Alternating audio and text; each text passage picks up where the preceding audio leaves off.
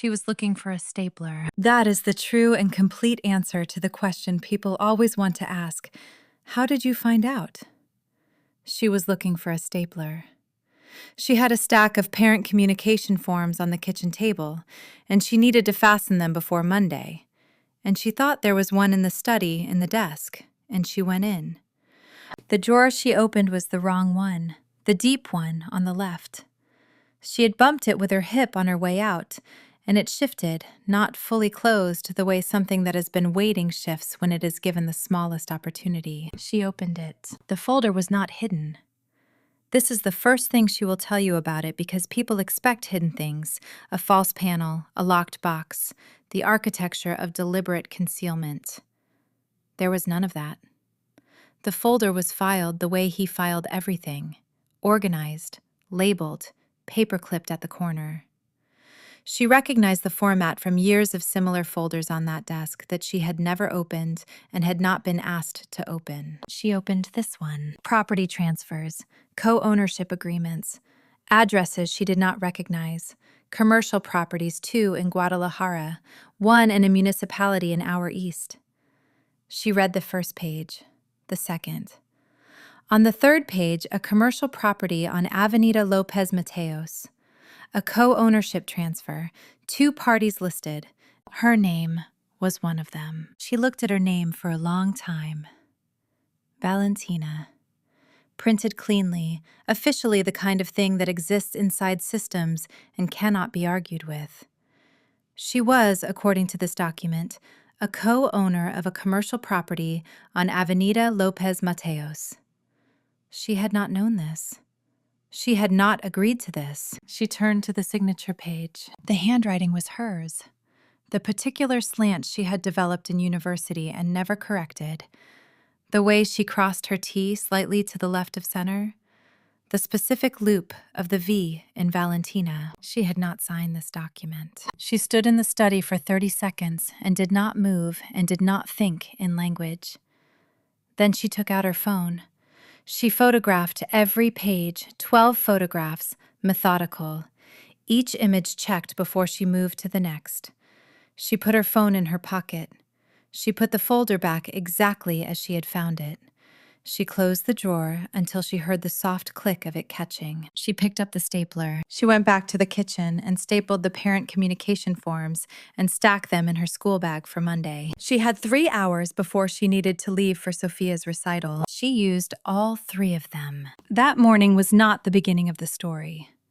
It was the morning the story which had been building for 6 years, which she had been constructing and filing and choosing not to examine, arrived at a place she could no longer walk past. To understand what she did in those 3 hours, and in the 11 months that followed, you need to understand where she had come from. Who she was before that drawer was not fully closed. Go back 6 years. Go back to a birthday dinner in late June. Valentina was 27 years old the summer she met him, and the full inventory of her life before Rodrigo could be stated plainly. She taught 4th grade at a primary school in Zapopan. She had lived in her mother's house until the lease on her own apartment started, and she had one person she told the truth to, a woman named Mariana, whom she had met in her first week of university and who knew her in the way that someone who has watched you become yourself always knows you. That was the complete list. She was ordinary in the way that capable, independent women are called ordinary, meaning she was not ordinary at all. But the world had not yet offered her a particular stage. The stage was coming. The birthday dinner was at her neighbor Senora Flores' house, a Saturday in late June. 12 people around a table that seated 8 comfortably. Rodrigo was introduced as someone who moves between cities for work. He wore a pale gray shirt, no tie. He was not the most handsome man in the room. He was the most certain. There is a difference between the two that is difficult to articulate until you are sitting across from it and feeling the distinction in your chest. He asked what she taught, not whether she liked it, what she actually taught. Most people ask the former. He was looking for a real answer. She told him about the reading program she had designed herself, the particular satisfaction of watching a child locate the thing inside a word that had previously been closed to them.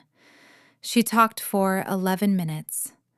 He did not check his phone once. She thought a man who does not look at his phone while a woman is speaking is either very well-mannered or has very little that anyone needs from him urgently. She would learn in time which one it was. At that table on that June evening, she chose not to run the calculation. The neighborhood where Rodrigo lived was in the western part of the city. Wider streets, houses set further from the road, gardens that required professional attention and received it. The first time Val drove through the gate, she noted two things. The level of security was higher than she expected, and the security felt somehow like reassurance. A man at the gate who knew the car without being told. A camera above the garage angled to cover the full driveway. She told herself this is what money looks like when it is careful. She was not wrong. She was not fully right, either. The house was large in a contained way. More rooms than one person needed, furnished with intention but without display. The living room had a quiet to it that Val eventually identified as this. It was a room where conversations had always been chosen carefully, where certain things had never been said, not because they were secret, but because the room had an understanding about itself that was old enough to be structural. The rules announced themselves gradually. The study was his. The second phone was for work. There were hours, occasional and unscheduled, when he needed privacy for calls. This was the nature of his work, he said, without apology or elaboration. The way a person states a fact about the weather. She accepted this. She told herself it was the mark of a man who understood that a home should remain a home. She was proud for a while of following his rules. She would think about that pride later. About what it meant to be proud of not knowing. The first signal she did not name as a signal came from her mother's neighbor. Senora Ibarra was in her mid-70s, had lived on that street for nearly 40 years, and knew the city the way people know a city when they have never had the money or the reason to leave it. Not from newspapers, but from proximity and time. Val mentioned Rodrigo's surname at a Sunday dinner, mid-sentence, in passing. Senora Ibarra made a sound, brief, nearly inaudible, and found a reason to be somewhere else in the house. Val noticed. She did not ask. She put it in the category of old city, old gossip, old associations that have nothing to do with who a person is now. She told herself this was generous thinking. She had been practicing it in small ways for months. The cash was the first thing she could have looked at directly and chose not to. He paid for everything this way. Vacations, her mother's kitchen repairs, the anniversary dinner at the restaurant that required a reservation 3 weeks in advance. She asked, once, a Sunday morning in the second year. He said this is how business works here. It is cleaner, fewer complications down the line. She accepted this. Her mother cooked him a full meal to say thank you for the kitchen, and he ate 2 servings and asked for the recipe and wrote it in his own handwriting on a small card. Her mother kept that card on the refrigerator for 3 years. He was that specific. She wants this understood. He was not performing the role of a good man in her presence. He was in the portions of his life that touched hers, genuinely attentive, genuinely warm, genuinely interested in the particular person she was. She has never found a way to make these two facts sit comfortably next to each other. She has stopped trying. The second phone had a different ringtone, lower, less urgent, calibrated for discretion. He told her about it in the 3rd month. That phone is for work, he said. It rings at hours that have nothing to do with our hours. I don't want to bring that part of things home to you. She received this as consideration. The rule stood for 6 years. She never touched the phone. Ernesto came for Sunday dinners 4 times in the first year. He was loud, in the good way, brought wine he had clearly chosen with care, had a nickname for Rodrigo that indicated a shared history, Thou was not invited to examine, was warm with her from the beginning. Then he stopped coming. No announcement, no explanation. His name ceased to be spoken with such practiced completeness that the absence became invisible, just another silence in a house that had always been careful about its silences. Val noticed. She did not ask. She was learning the architecture of the life she had chosen. Which rooms were shared, which rooms were his, which silences were load-bearing. She filed it away the way she had organized her classroom for 9 years, a place for every kind of thing, a label on the shelf, a system that made the room feel orderly and manageable. The system worked the way systems always work, right up until the moment the thing arrives that the system was never designed to hold. She wants to be careful here because this part of the story is the part that gets flattened in every version told by someone else. The man becomes a symbol, a warning. The specific person disappears, and in his place arrives a figure that serves the story's preferred conclusion. She is not interested in that figure. She is going to tell you about the man she actually knew. He remembered her students by name. Months after she had mentioned a child in passing, he would ask, "How is Tomas doing with the letters? Is Lucia still crying on Mondays?" She had spent 9 years in rooms where she was the one who remembered. To meet someone who paid the same quality of attention back, not to her in the general way of attraction, but to the particular contents of her particular life, was something she had not known she was waiting for. He saw the exact shape of her. Not a version of her he had decided in advance. The actual shape. She is certain of this. She is also certain that it was not the whole picture. The phone call she half heard happened on an ordinary weeknight in the 2nd year. She was coming down the hallway to the kitchen. The study door was half open. Unusual, she would note this later. His voice was coming through the gap, and she stopped because it was not his dinner voice, not his Sunday voice. This voice was flat, certain in a way that had nothing to do with warmth. A voice for the interior of a decision already made. She caught fragments, a name, a number, a word whose context she understood without being able to say how she understood it. The kind of understanding that arrives not in the mind first, but in the body, somewhere below the sternum. She stood in the hallway for 90 seconds. She counted because she had always found precision calming. 90 seconds. Then she heard the call end. He came out and found her standing there. He looked at her for a half second, reading her expression, then asked if she was hungry. Dinner voice. Returned completely his. They ate. He had picked up food from the place she liked, the lamb that took 2 days. You could taste the 2 days in it. He had remembered she mentioned it that morning. He served her first. Then he asked about the difficult parent-teacher meeting she had been dreading all week, listened to the whole story, said, "You probably helped him more than you know." Not the boy, the father. She thought about the voice in the study, about the flat certainty of it. She chose to stay inside the dinner. She made this choice clearly while she was making it, not afterward in revision. The hotel in Puerto Vallarta was the same kind of calculation she chose not to run. She had looked up the rate before they left, not with any specific intention, simply habit. The number sat somewhere behind her eyes without attaching to anything. On the beach their second morning, he buried both phones in the bag under the towels. He caught her watching and said, 3 hours. Just the 2 of us. Whatever it is can wait 3 hours.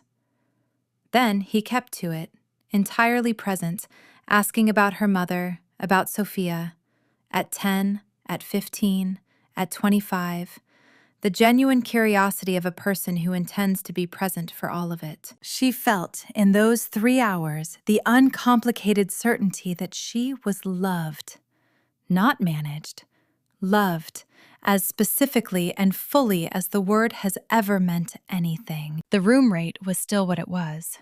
She did not run the math. The number she overheard was large. She placed it under the heading she had been building for months. Business I do not understand. A real category.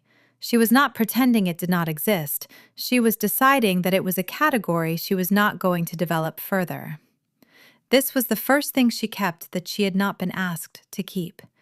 She had volunteered, for the boundary drawn at herself stood on her own side of it. Then there was the Saturday. The second phone rang while he was in the shower. She was in the kitchen 3 feet away. She stood there for the full ring cycle and did not pick it up. She was proud of herself in the moment after it stopped. She had kept a rule she had made herself. She would think about that pride later, about who the rule had actually protected. The man she loved was not the man in the newspapers.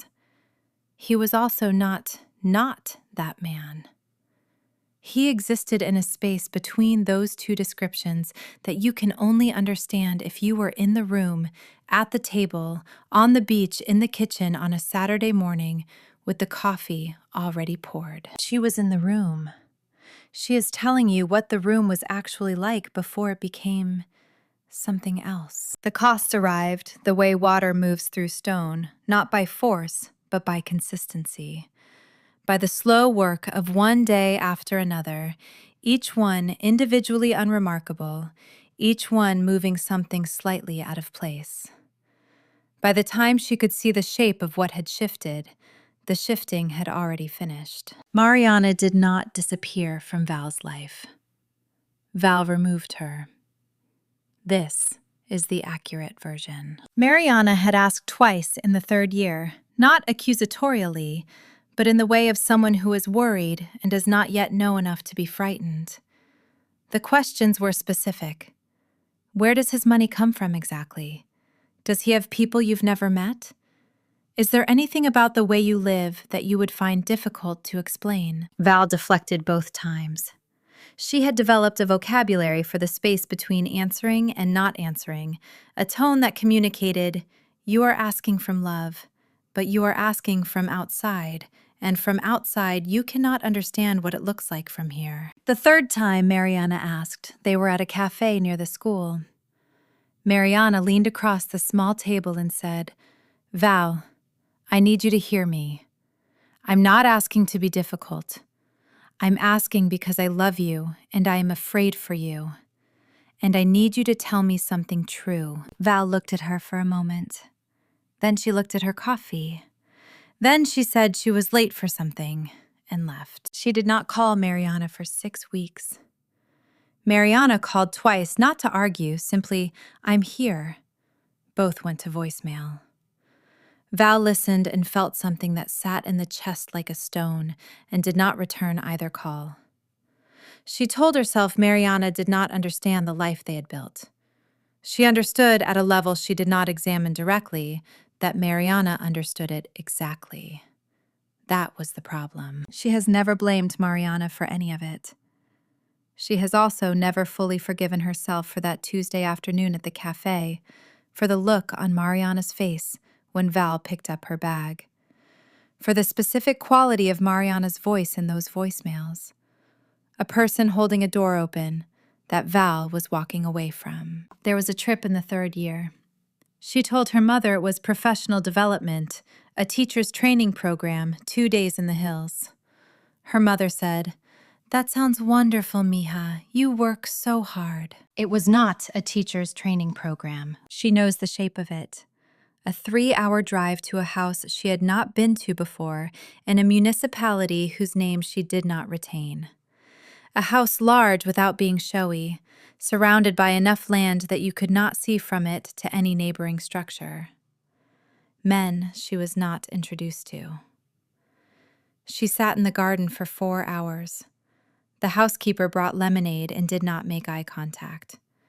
The garden was beautiful fruit trees, a low stone wall, birds she could not name. Rodrigo came out in the late afternoon looking neither relieved nor troubled, the look of a man who has done what he came to do. He kissed her forehead. They drove back in silence, comfortable, the kind two people who know each other well can sustain for hours. Her mother asked about the professional development the following Sunday. Val described a workshop on early literacy strategies, specific, plausible, the kind of detail she had learned to reach for without pause. Val is not certain her mother believed her. She has never asked. The document was in the 4th year. He brought it to the kitchen table on a weeknight. A folder paper-clipped several pages. He said, "I need your signature on this. It is a co-ownership formality for tax purposes, the way certain properties have to be registered here. It simplifies things on the balance sheet." She took the pen. She turned to the signature page. She did not read the document. She was aware as she pressed the pen to the page that she was choosing not to read it. She was a person who had spent 9 years teaching children that the meaning of a thing lives in its specific words, that you cannot know what something says until you have looked at every word. She knew how to read. She chose not to use that knowledge. She signed. He made coffee. They watched television and she fell asleep on the sofa and he put a blanket over her. In the morning, she found it folded on the armrest. This is the cost she cannot file under ignorance. She did not read the document. She knew at the level below language that reading it would require her to do something with what she read. She chose the folder and its category instead. This cost has no softer framing. The first night she almost left was a Tuesday in November. Sophia was 2 years old and asleep down the hall. Val was at the kitchen table at midnight with student evaluations and a red pen. Rodrigo was in the study on the second phone. She could not hear words, she could hear tone. And the tone was something she had not heard from him before. Lower, more deliberate. The way a voice becomes deliberate when it is working not to express what it is actually feeling. She put down the red pen. She went to the bathroom and closed the door and sat on the cold tile floor. Not dramatically. She sat there because it was cold and specific and real, because she needed a surface she was certain of. She sat for 20 minutes and thought, my mother's house has a spare room. Sophia could sleep there. I have a salary, not large, but mine. The spare room. A call to the school in the morning, 2 bags. She could be gone by Thursday. She thought this clearly, without panic, in a reasonable sequence. Then Rodrigo knocked on the bathroom door and asked if she was okay. And his voice in the hallway was his dinner voice, the same voice that asked about Tomas, and Lucia that listened to the whole story about the difficult father at the parent conference. He kissed her temple. He smelled like the soap from their bathroom, and faintly, cigarettes. She went to bed. She told herself not yet. She would know when the time came. She filed the evening away, but this time she could feel the weight of it heavier with sharper edges, the kind of thing that does not sit flat no matter how carefully you arrange it on the shelf. A man named Cienfuegos stayed in their guest room for a week. Rodrigo presented it as a favor for a business associate. The man was excessively polite, spoke in the careful register of someone accustomed to being watched. He had a scar from ear to chin, old and settled. He was very gentle with Sophia, kneeling to her level, asking her questions about school in a soft voice, the way certain men are gentle with children when they are not gentle with much else. One evening late, Val passed the hallway and heard Rodrigo's voice through the study door. That flat, certain register, and then Cienfuegos' answer, in a tone she had not heard from him at the dinner table. Brief, specific, technical. The conversation lasted 40 seconds. She stood in the hallway and understood in her body before her mind that the polite man with the scar who knelt to Sophia's level and the man in that conversation were not in conflict with each other. They were the same person, operating in 2 registers, and both registers were equally real. She went upstairs. She sat on the edge of the bed in the dark for a long time. She did not leave by Thursday. She told herself, this is the world, not my world, his. I am adjacent to it, not inside it. She had been telling herself this for 4 years. She was running out of room to believe it. That same week, she Googled Cienfuegos' name from her phone in the school parking lot, engine running. She found 3 things: a common surname, a municipal official with no connection, and then, on the third page of results, a brief item in a regional news archive 2 years old mentioning the name in connection with a logistics operation under federal investigation. The item was short. The investigation had been closed, outcome not specified. She deleted her search history. She drove into school and taught 4 periods and did not think about it directly for the rest of the day. This is what she means when she says she chose not to know. The choice was available to her in specific searchable form in the parking lot of the school where she had worked for 9 years. She deleted it and went inside. A woman Val worked with another teacher named Elisa came in one Monday in the 5th year with a particular quality of composure. The kind that is not calm, but is performing calm, that requires the full attention of the person wearing it. Val recognized it. She had worn it herself. The local news section that morning had carried an article about Elisa's husband. Cartel ties, financial cooperation, 2 associates named. Elisa came to the staff room and poured coffee and asked if anyone had seen the marking rubric for the unit test. Val looked at her across the staff room at her composed face, her careful hands, and understood she was looking in a mirror. She took a personal day. She sat in a park near the school for 2 hours with her phone in her hand. She fed pigeons from bread she bought from a cart. She thought I could call a lawyer. There was a name she had stored from a conversation with her mother's neighbor, stored without understanding why she was storing it. She thought, not yet. And then she thought about Elisa in the staff room and felt the not yet beginning to change shape in her mouth. And then came the morning she read Carmen Gutierrez's name on page 5. Carmen sat 3 rows ahead at Mass on Sundays. Small, composed, good shoes, a daughter around Sophia's age. Val had seen them in the vestibule after the 11 o'clock service, the little girl in a coat with brass buttons, Carmen's hand on her shoulder. A polite nod during the sign of peace. Page 5. Found in a car. The official account said robbery. Val read the name of Carmen's husband in the article. She read the names of his associates.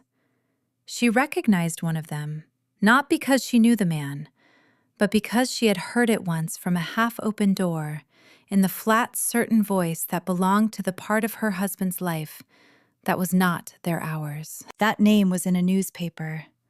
Carmen was on page 5. The danger she had been managing as abstract as somewhere out in the city, as belonging to a world she had agreed not to examine. That danger had a face she had nodded at during the sign of peace. It had arrived in her kitchen on a Tuesday morning with her coffee going cold. She folded the newspaper and put it in the drawer under the dish towels. She did not throw it away. She stopped filing. Not as a decision. The machinery simply ceased to function. Some things arrive at a weight that a shelf was never built to carry. You already know what she found in the study that Friday morning, 3 weeks after Carmen Gutierrez appeared on page 5. You know about the folder. The 3rd page. The co-ownership transfer for a commercial property on Avenida Lopez Mateos. Her printed name. Her handwriting beneath it, the slant, the crossed T, the V, in a signature she had not made. What you don't know yet is what she did with it. She turned back to the co-ownership details. The second party was a numbered company. She found the associated name 2 pages further in an administrator of record, a man she did not know directly. She knew a name connected to him. She had seen it 3 weeks ago on page 5. The commercial property on Avenida Lopez Mateos was co-owned through 2 layers of documentation she was now holding between her forged signature and a man connected to Carmen Gutierrez's husband. 12 photographs. Methodical. She put the folder back. She picked up the stapler. She went to the kitchen. She had 3 hours before Sophia's recital. She used them. She sat at the kitchen table with the stapled forms and thought, without flinching, about what she now held on a phone in her pocket. About a property transfer bearing her name and not her consent. about a chain of documents that connected Avenida Lopez Mateos to a name that appeared in the same article as a woman she had exchanged the sign of peace with 4 Sundays ago. She thought about Mariana, who had leaned across a cafe table and said, "I need you to tell me something true." She thought about the look on Mariana's face when Val picked up her bag. She thought about Sophia's blue dress with the white buttons hanging on the back of her bedroom door waiting for the recital. She thought, "I have signed documents I did not read. I have driven to houses I cannot name. I have been careful and precise and cooperative for 6 years, and it has resulted in a forged signature on a property connected to a dead woman." She did not cry. She did not shake. She sat at the kitchen table for 3 hours and thought clearly, fully, in the specific and sequential way she had always thought. And by the time she needed to leave for the gymnasium, she knew exactly what she was going to do. Rodrigo was already in the front row when she arrived. He had saved her a seat. He stood when he saw her, kissed her cheek, handed her a program. Sophia's name listed third in the order of performers. He was wearing the dark jacket she had bought him 2 birthdays ago. He looked in the gymnasium light like what the room understood him to be, a successful man, a present father, someone who had built something and wore it without excess. The recital began.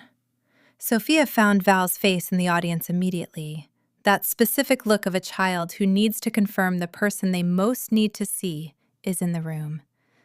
Val nodded once. Sophia straightened her shoulders. Rodrigo raised his phone to film. He filmed the entire piece. He lowered it between numbers to clap fully enthusiastically, the clap of a man who is genuinely moved. Between the 4th and 5th number, he leaned toward Val and said, without taking his eyes from the stage, "She is wonderful. Look at her." Val looked at Sophia on the small stage, at the dark blue dress and the white buttons she had chosen herself, and the particular set of her jaw that was entirely Rodrigo's jaw, the same angle of determination. Val had loved that jaw on him for 6 years, and loved it now on their daughter's face.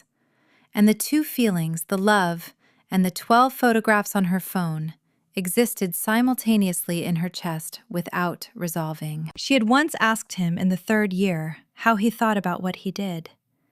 He had been quiet for a moment, actually thinking, and then said, "I didn't build this world. I just learned how it worked before most other people learned it about me." She had understood it in a way she was not proud of. The logic of a person who has looked at the available options and chosen the one that made sense from the inside of a specific life. She had understood it the way she understood her own choices. This had not made her feel better about it. It had made her feel implicated, which was worse and more honest. He caught her eye across the row and smiled. His real smile, she had always been able to tell the difference. Unguarded, the smile of a man watching his daughter on a stage in a dark blue dress. She smiled back. She did not collapse. She did not excuse herself. She sat in the row of chairs with the man she had loved for 6 years. The man who had remembered her students' names and listened to every story and put a blanket over her when she fell asleep on the sofa. And she felt all of this at the same time as the folder and the forged signature and Carmen Gutierrez on page 5, and none of it canceled any of the others out. That is what the moment of truth actually felt like. Not like a door opening, like sitting very still while the thing you have known and not named finishes the last of its arriving. She called Patricia the following Monday morning, walking the dog before Sophia was up. Patricia was Rodrigo's cousin's wife, a woman Val had always understood knew more than she discussed. Too careful in conversations, too practiced at changing subjects. Val did not say everything. She said enough. And enough with Patricia was a different measure. Patricia listened without interrupting. "Then there is a lawyer. I'm going to give you a name. Don't call from your phone. Don't call from your house." She gave Val a number. Then, after a pause, "You are doing the right thing.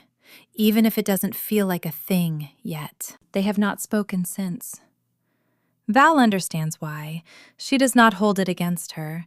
Val bought the prepaid phone from a pharmacy near the school on a Wednesday afternoon. She paid cash. She sat on a bench outside and called Mariana.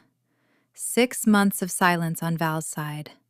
The hollow Christmas message, the unreturned calls, the cafe on a Tuesday afternoon. Mariana picked up on the second ring. Not warily, fully, immediately, as if no time had passed at all. Val said, "I need to tell you something."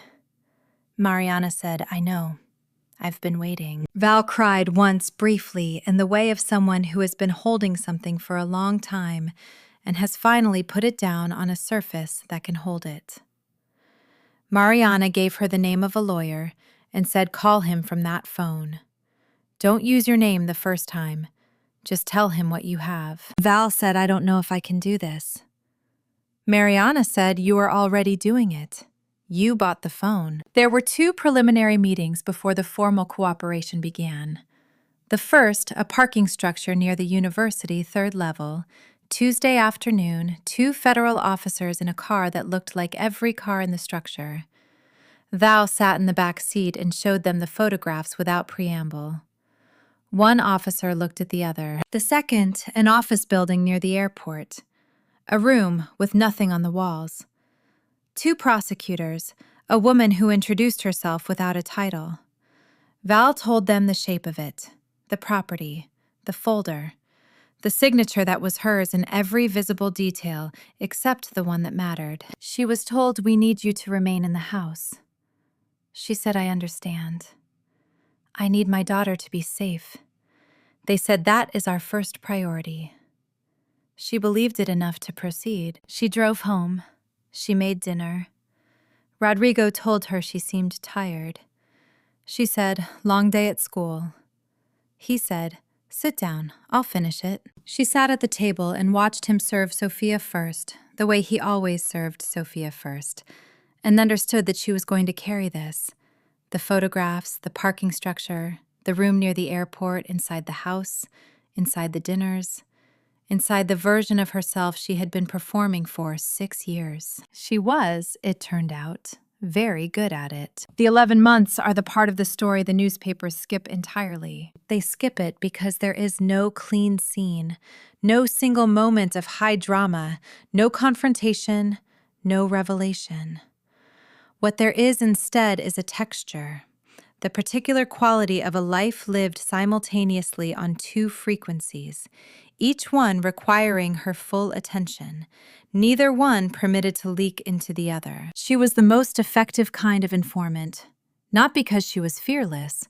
There were nights when Sophia was asleep and Val sat in the dark kitchen and felt something move through her chest like cold water, formless but total. But because she was still seated at the table, still set, the same place, still the same woman who put the blanket on the armrest in the morning. The prosecutors asked about specific properties' transfer dates, names, and their connections to other names. She answered with the accuracy she had brought to everything in her life: grade books, lesson plans, the parent forms she stapled on Friday evenings. She had not known all of it. She had known enough of it, and she knew how to find the rest. 3 weeks in, she came home from a meeting in the parking structure to find Rodrigo in the kitchen early, cooking. He had made the lamb, the one from the place she liked 2 days, in the sauce. He set the table. He had bought flowers, which he sometimes did on no occasion at all. He asked about her day. She told him about a student's reading assessment, specific, accurate, the kind of detail she could produce without thinking. He listened. He asked follow-up questions. The flowers were yellow. The lamb was good. She ate all of it and cleared the plates and thought, "I was in a parking structure 2 hours ago, showing photographs of your property transfers to federal officers. I am clearing your plates now." She thought this without drama, just as a fact she held and did not put down. 6 weeks in, she was in the middle of a parent-teacher conference, the mother of a boy named Arturo, who was reading 2 grades below level, when the prepaid phone vibrated in her bag under the desk. She felt the vibration and continued the conference, showed the mother the assessment results, explained the intervention plan, suggested 3 activities for evenings and weekends. The phone vibrated twice more during the session. She let it vibrate. Afterward, alone in the classroom, she checked it. A confirmation from the prosecutors, a name she had provided, had been verified through a second source. They were moving forward on one of the property chains. She sat at her desk in the empty classroom with the message on the screen and thought about Arturo, who was 8 and could not yet read a sentence independently, and about the particular patience that required from his mother, and about the patience the mother had shown in that conference, and about how much she admired people who showed up to the hard thing with their full attention. She put the prepaid phone back in her bag and went to make copies for the following day. 2 months in, Rodrigo mentioned at dinner a property development he was following with interest, a commercial space on a street she recognized. He said, "Good investment, the area is changing." He said it casually in the voice he used for ordinary things. She recognized the street because she had seen it in the prosecutor's documentation. She had provided that documentation herself 6 weeks earlier, in a room with nothing on the walls. She said, "That sounds interesting." She asked him to pass the bread. He passed the bread. He talked about the development for another 4 minutes. She listened and responded at the right intervals and thought, "I am sitting across from a man who is describing with genuine enthusiasm a property I have already named in a federal proceeding." She did not show it. Not a flicker. She had been filing things for 6 years. The filing was done, but the precision remained. 4 months in, she came home from a meeting near the airport to find Rodrigo waiting, which he sometimes did when her hours ran late, sitting at the kitchen table with his phone and a cup of coffee already cold. He looked up when she came in. He said, "Everything okay?" She had been in a room near the airport for 90 minutes, expanding the documentation around the Avenida Lopez Mateos chain. She had been precise and comprehensive, and they had told her she was one of the most useful sources they had encountered in 3 years of building this case. She said, "Just tired. Long week." He said, "Come sit with me." She sat with him at the kitchen table in the kitchen of the house that was already in a way she could not yet name out loud, no longer hers. He made her fresh coffee. He told her about something Sophia had said at breakfast that week that he found funny. She had misunderstood an idiom and applied it with perfect logic in the wrong situation, the way children do, the way that makes you laugh and then feel tender about the mechanism of a mind learning how language works. Val laughed. She drank the fresh coffee. She sat with him until Sophia needed to be called for dinner. This is the part she finds hardest to explain to people who were not inside it. Not the fear, the ordinariness, the coffee, the story about Sophia, the particular normalcy of 2 people who have been together for 6 years and know the texture of each other's company. It did not stop being that even then. It was that, and the photographs on the prepaid phone at the same time, and neither canceled the other, and she sat with him until it was time to call Sophia for dinner. 5 months in, she almost broke. It was a Friday afternoon. She was alone in the school, the last one in her wing, grading 3rd quarter assessments. She had a meeting scheduled for the following Tuesday. The parking structure, a new set of documents the prosecutors needed her to verify. She was thinking about the documents, about whether she had the details right, about whether she was certain about a specific date in the 2nd year. She put down the pen. She sat in the empty classroom and felt, for the first time since the prepaid phone, something that was not calm and not managing, something that was simply exhausted. She thought, "I have been doing this for 5 months. I am going to do it for how many more? I do not know when it ends. I do not know if I am doing this correctly. I do not know if anyone will be able to confirm that what I am providing is accurate enough to matter." She sat in the empty classroom for 20 minutes. She did not call anyone. She did not have anyone she could call, not about this. Patricia was gone. Mariana knew in outline, but not in detail, which was the only way Mariana could be safe. Then she thought about Arturo's mother, who had sat across from her in a conference and shown up to the hard thing with her full attention. She picked up the pen. She finished the assessments. She drove home. She wants to be accurate about this moment. She did not feel brave. She did not feel righteous. She felt tired and precise and committed, the way she had felt on the evenings she redesigned the reading program from scratch because the existing one was not working for her students. The same energy, the same refusal to do a thing badly just because doing it well was harder. 7 months in, she sensed, without being told directly, that something was shifting in the case. The prosecutors had begun asking different kinds of questions, not filling in gaps, but confirming specific sequences, dates, orders of events. The difference between a question that is building toward something and a question that is closing around something. She drove home from the airport-adjacent office on a Thursday evening in February and sat in the car in the school parking lot for 15 minutes before she went inside to pick up Sophia from aftercare. She sat there and understood with the same precision she had brought to everything else that the 11 months were drawing toward an end that she could not fully see yet, but could feel the shape of the way a school year has a particular quality of acceleration in its final weeks, a density of things converging. She went inside and got Sophia, and they drove home and made dinner, and Sophia told her about a book she was reading, and Val listened and asked the right questions and thought, whatever comes next, I am still here. I am still the person who asks the right questions. That part was always mine.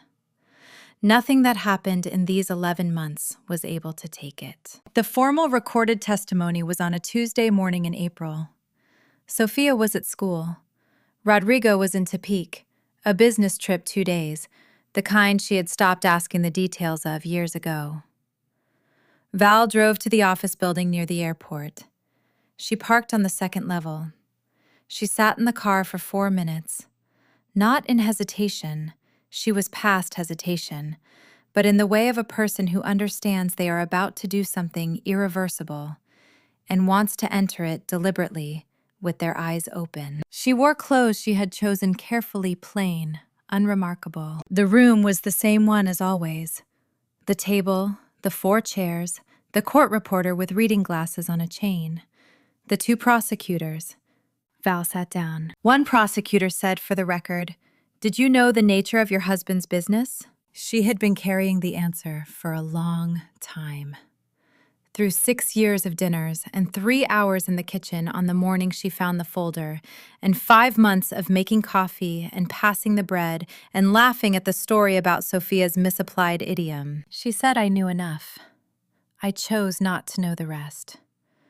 That is also a kind of knowing. The court reporter typed. The room was quiet in the way of rooms where something has been stated that cannot be unstated. One prosecutor looked at the other. Then he nodded a single brief movement. The only acknowledgement she would receive in that room from anyone for what she had just said. She thought, this is what it costs to say a true thing in a room where true things are recorded. Not what she felt, what she thought. The house was gone. Practically in the way of legal proceedings, transferred, listed, sold to people she would never meet who would live in the rooms where Sophia had learned to walk and where Val had graded papers at midnight and where Rodrigo had put a blanket over her when she fell asleep on the sofa. The neighborhood was gone. The street, the gate, the church where she had nodded at Carmen Gutierrez during the sign of peace. The version of her marriage she had assembled over 6 years. Not the fiction of it, she is too precise for that framing. The parts that had been real. The beach in Puerto Vallarta with the phones in the bag, the blanket folded on the armrest, the real smile across the row of gymnasium chairs. These were real. They were also gone. The way a thing can be real and gone at the same time. And the choices were made anyway, because there was no version of staying she could live inside anymore. Sophia's ability to say her father's name without pausing first. This is the cost she does not discuss in interviews. She does not discuss it because she does not yet know how to discuss it accurately, and she will not discuss it inaccurately. Sophia is 11 now. She pauses less than she used to. Val watches the pauses narrow and does not know what she feels about the narrowing relief, or grief, or something that contains both without resolving. She kept Sophia. She kept her mother's phone number. She kept Mariana, who had picked up on the second ring after 6 months of silence, and said, "I know I've been waiting." She kept the understanding that her signature on a document carries weight, that choosing not to read something is also a choice, that she had spent years on the wrong side of the distinction between not knowing and choosing not to know, and that the 11 months and the Tuesday morning near the airport were an attempt to move herself to the other side. She is not certain she has arrived there. She thinks arrival may not be the correct frame. Rodrigo was arrested 8 months after her cooperation began. She was not there. She had been relocated a rented apartment in a city she does not name in interviews. 2 suitcases, Sophia's school records, transferred with a cover letter that did not explain the transfer. A dog acquired in the 2nd month because Sophia asked, and because Val understood that certain kinds of continuity are worth the effort. He never found out it was her. The investigation did not point back to the folder, the drawer, the Friday morning with the stapler. She was not the only source. She was, the prosecutors told her near the end of the 11 months, one of the most precise sources they had encountered. He was, until the morning he was not in the house anymore, the man she had always known him to be in the portions of his life that touched hers. She has thought about this, about what it means to know a person fully and to be simultaneously the instrument of what happens to them. She has not arrived at a conclusion that satisfies her. She has decided that satisfaction is not the correct measure. The arrest was covered in 3 national newspapers: federal indictment, financial conspiracy, property fraud, organization, affiliation. 2 associates named alongside him. The indictment referenced in its supporting documentation a commercial property on Avenida Lopez Mateos. It referenced co-ownership documents with signatures. She read one of the articles on her phone at the kitchen table of the rented apartment, the dog at her feet, the sounds of the new city coming through the window in the way of a city that does not yet know her. She read it twice. She put the phone face down on the table. She thought about Carmen Gutierrez on page 5, about a drawer that was not fully closed, about a court reporter with reading glasses typing words that could not be untyped. She thought it landed somewhere real. She had needed to believe it would in order to sustain the 5 months of coffee and passing the bread and the Friday alone in the empty classroom when she picked up the pen. But believing a thing and knowing it are different measures, and she had learned more thoroughly than she intended the difference. It had landed somewhere real. The article was in front of her. The indictment referenced a property she had photographed 12 times on a prepaid phone she bought with cash. She turned the phone face up. She read the article one more time. Then she called the dog onto the chair beside her. He was not supposed to be on the furniture, a rule she had established in the first week and had been inconsistent about ever since. And she sat with him in the kitchen of the rented apartment and let the dark be what it was. Not long. She has gotten better at that. She lives in a city she does not name in interviews. The apartment is on the 3rd floor of a building on a quiet street. The kind of street where the same cars are parked in the same places most mornings. Where the woman in the ground floor apartment keeps a plant on her windowsill that Val has watched go from nearly dead to improbably healthy over the course of a year. She knows which neighbor's light comes on at what hour. She knows which cars take the same route twice. She is working on unlearning this. She is not there yet. She tutors 3 days a week, 2 students each session, both primary school age, both working on reading. She earns less than she did before. This does not bother her in the way she expected it would. The dog is not supposed to be on the furniture. He is, most evenings, on the furniture. Sophia is 11. She is reading above her grade level, which Val accepts as a professional satisfaction she is allowed to feel uncomplicated. She asks questions now that did not used to be this precise, about people, about choices, about the distance between what a person says and what a person means. She has her father's jaw and her father's quality of attention, and Val watches both of these things in her daughter's face and feels what she feels, which is more than one thing simultaneously, and which she has decided does not require resolution. She signed a document once without reading it because reading it would have required her to do something with what she read. She does not do this anymore. She reads everything. She takes her time. She asks what a word means before she moves past it. She taught children to do this for 9 years before she forgot to do it herself. She remembers now. Sophia asked her last year whether she missed him. She said, "I miss who I thought he was." Sophia said that's not the same thing. She is 11. She already knows what it took Val 6 years and 11 months and one Tuesday morning in an office near an airport to learn. Val looked at her daughter across the kitchen table of the rented apartment in the city she does not name. She thought, that is enough. For now, that is enough.